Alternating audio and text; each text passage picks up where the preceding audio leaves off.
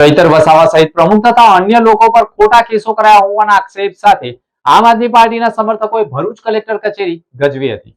ભરૂચ ખાતે કલેક્ટર કચેરી ખાતે મોટી સંખ્યામાં એકત્ર થઈ આવેદનપત્ર પાઠવવામાં આવ્યું છે।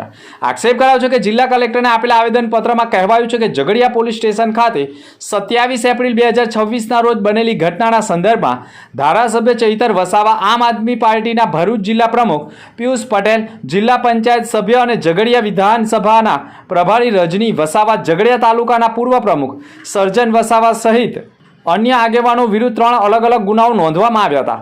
આવેદનપત્રમાં તમામ કેસોને ખોટા અને રાજકીય પ્રેરિત ગણવામાં આવ્યા છે।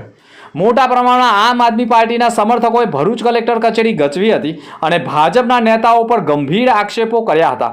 ગંભીર આક્ષેપ સાથે ભરૂચ કલેક્ટરને એક આવેદનપત્ર સુપ્રત કરવામાં આવ્યું હતું।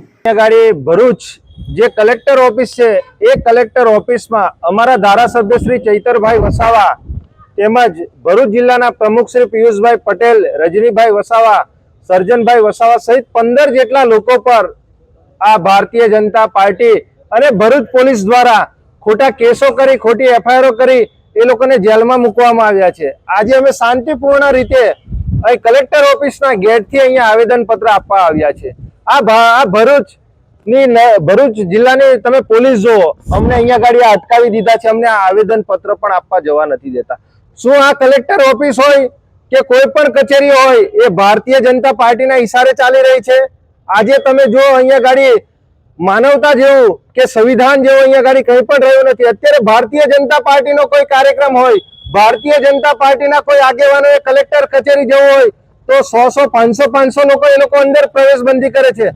અમારા આગેવાનોને અહીંયા કલેક્ટર કચેરી પર અંદર આવેદનપત્ર સુધ આપવા નથી જતા। અમારા લોકોને ન્યાય અમારે માંગવો કોની પાસે? અમારે આ લોકોને ન્યાય કોની?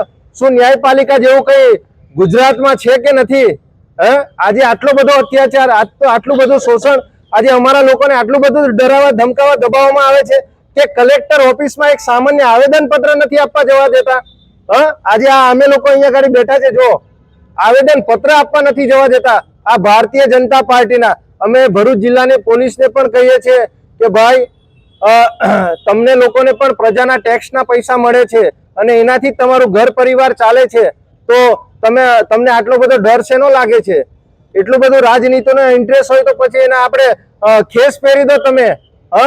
ખોટો જે નિયમ પ્રમાણે જે છે તો અમને આવેદનપત્ર આપવા જવા દો, એવી તમામ અમારે ભરૂચ પોલીસને, ગુજરાત સરકારને પણ નમ્ર વિનંતી છે।